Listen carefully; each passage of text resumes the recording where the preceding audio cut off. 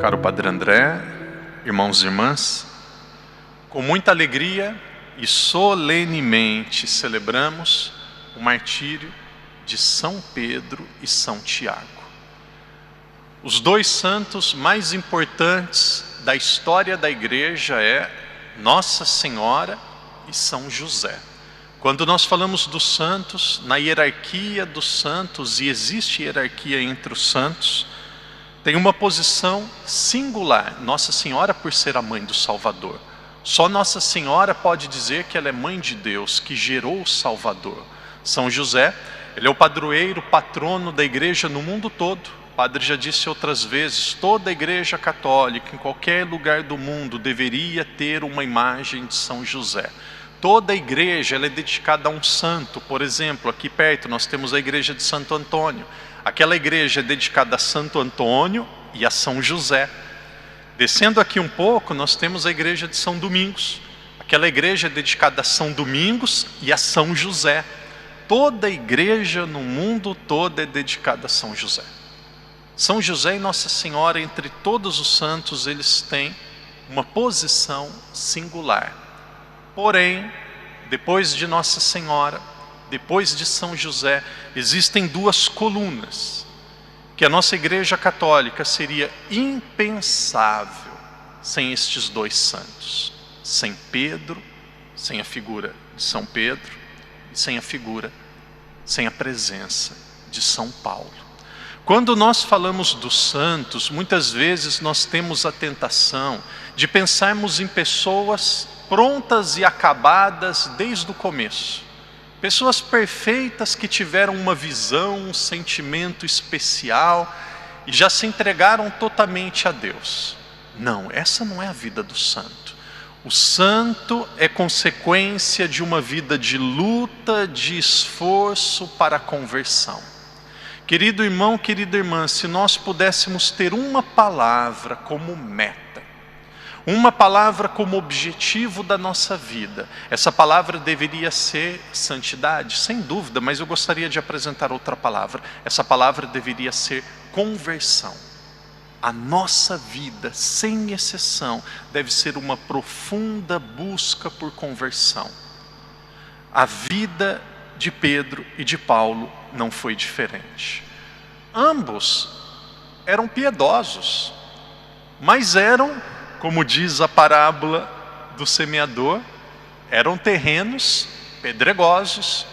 Eram piedosos. Quando nós falamos de Pedro, irmão de André, ouvia João Batista. Era um pescador, um profissional, tinha sua esposa, sua sogra. Era um homem que cumpria os preceitos de Deus. Mas Deus queria mais. Deus queria uma entrega radical. Então um dia Jesus disse a Pedro: Pedro, Simão, você será pescador de homens. E a vida de Pedro é uma grande inconstância entre acertos e erros, aceitos e erros. No evangelho de hoje, que texto belíssimo, Pedro disse: Jesus, tu és o Messias, o Filho do Deus vivo. Mas alguns dias depois Pedro traiu Jesus. Porém, alguns dias depois, e aqui acontece algo extraordinário, Deus não se cansa de perdoar, Deus não desiste de ninguém. Jesus, depois da sua ressurreição, apareceu a Pedro.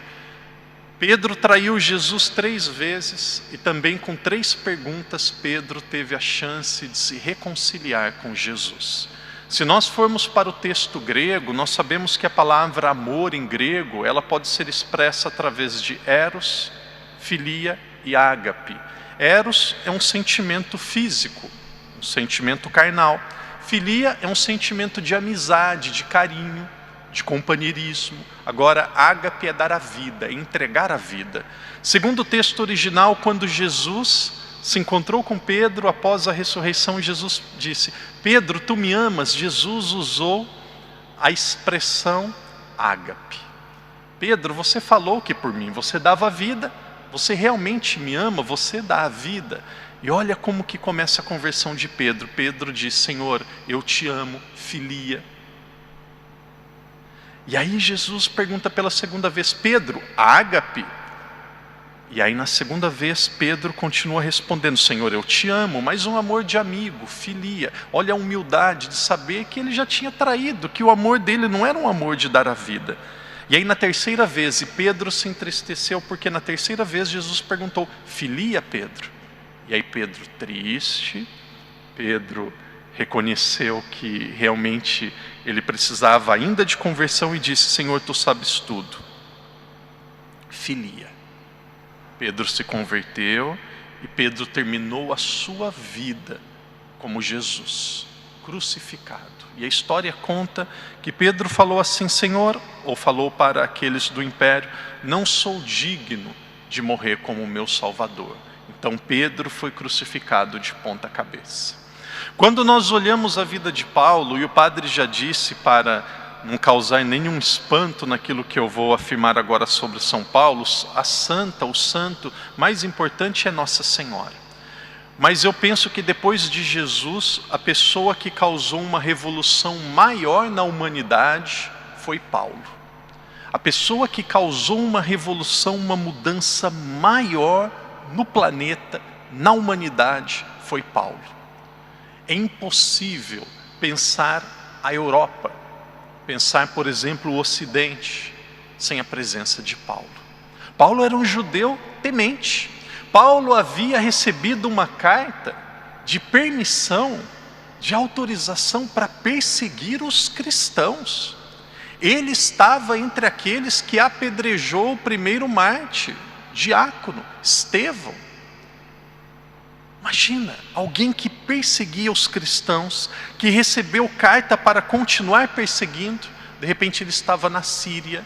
E aqui, para nós nos localizarmos um pouco, nós temos Israel, mas no nordeste nós temos a Síria.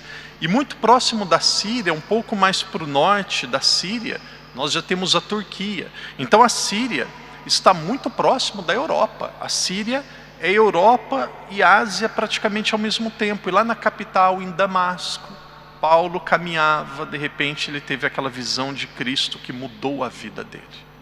Quando Paulo teve aquele encontro pessoal com Cristo, ele se tornou uma pessoa singular. Escreveu cartas, visitou e fundou comunidades, defendeu a fé e também deu a vida por Jesus. Queridos irmãos e irmãs, a história da igreja tem nas suas páginas mais importantes aqueles que se santificaram e deram a vida. Quando nós olhamos para um mundo como o nosso, tão carente de referências, li agora há pouco uma reportagem que aconteceu no Brasil. Um professor, ele disse na sala de aula que aquilo que define um homem e uma mulher são os cromossomos. Temos aqui um médico, falou isso na catequese há poucos dias. Eu aprendi em aula de biologia. O professor, dando aula normalmente, disse: o que define um homem e uma mulher são os cromossomos. O que aconteceu com esse professor? Perdeu o emprego, expulso do colégio. Mas por que eu aprendi isso em sala de aula? Eu aprendi isso na universidade. Não, discurso de ódio. Você é um católico fanático que está apresentando ideologias religiosas em sala de aula. Perdeu o emprego. Eu dizia há poucos dias e repito novamente: irmãos e irmãs, os ensinamentos da igreja são árduos, mas eles não decepcionam. Os ensinamentos da igreja são árduos, mas eles não decepcionam. Jesus diz para uma pessoa: tu és Pedro. Com todo respeito, mas eu não vi Jesus dizendo: tu és Martinho Lutero, João Calvino. No Brasil, Edir Macedo Bezerra. Não, Jesus disse: tu és Pedro, sobre esta pedra edificarei a minha igreja.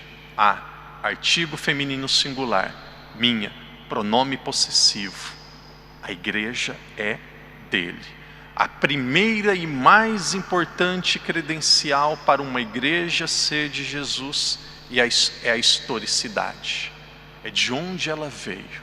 Queridos irmãos e irmãs, aqueles que estão na nossa Sé Catedral, daqui a pouco nós vamos ter a oportunidade de receber a Eucaristia.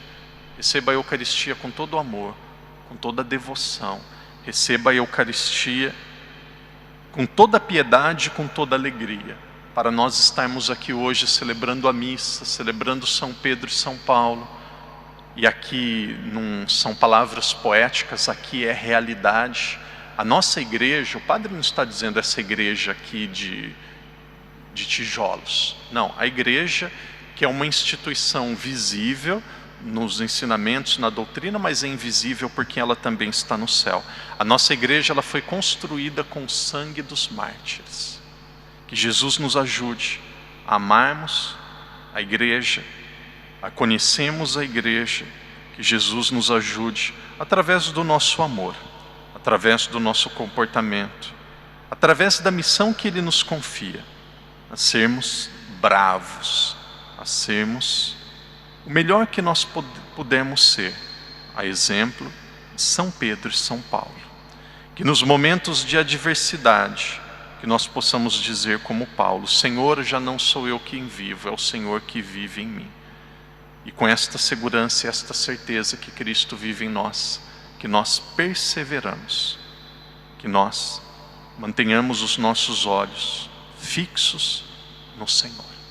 Que através da nossa vida, aqueles que se encontrarem conosco também possam se encontrar com Jesus.